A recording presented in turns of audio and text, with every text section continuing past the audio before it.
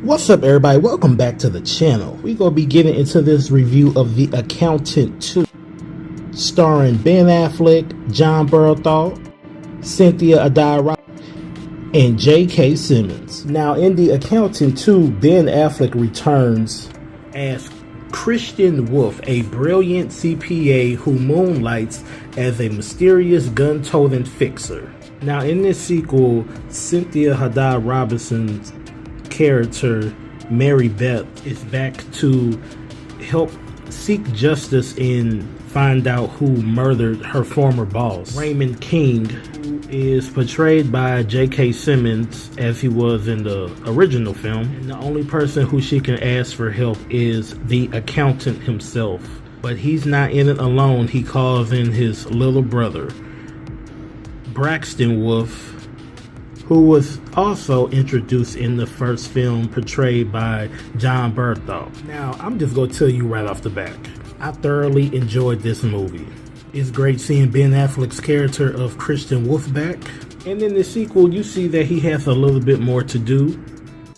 You get to see what he's doing with his downtime when he's not laundering money for the cartel or for the Yakuza, and all the other shady dealings that he does with the criminal underworld. And we also get to see the relationship that he has with his brother Braxton. And Affleck and Bernthal as brothers in this film are fantastic. I love the chemistry that they have on screen together and the way they play off of each other. You see the sincerity and the honesty of Bernthal's character as Braxton is trying to build a relationship with his brother due to the condition that he had growing up in as an adult. And as well with Affleck's character, the character of Christian is self-aware of how he is and how he's set in his ways, but he tries to give an effort of trying to be out of his comfort zone. And that's some of the best stuff in the movie, with the conversations that they have in the car with each other, or if they're on the top of his motor home, just trying to just have a relationship with each other, just trying to connect with one another.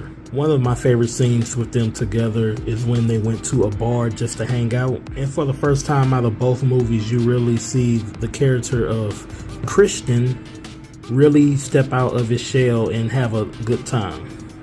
And outside of their relationship together as brothers, they are both badasses in this film.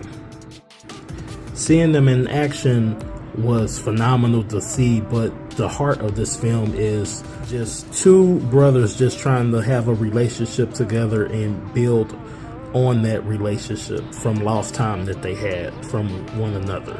Now, as much praise that I'm giving this film for the performances from Affleck and Bernthal, this movie does have its problems.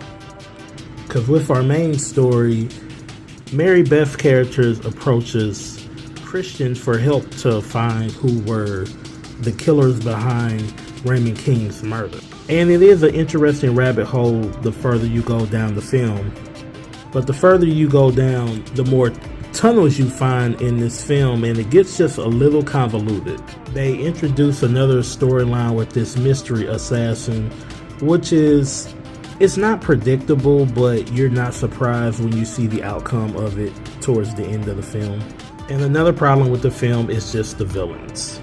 They're just kind of your generic run-of-the-mill villains that you have in these type of action films.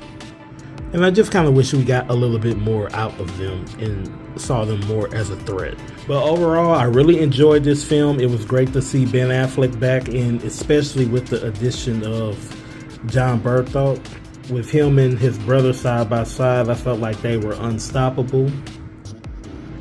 And now I'm hoping that we do see more in the future with this franchise and with these characters.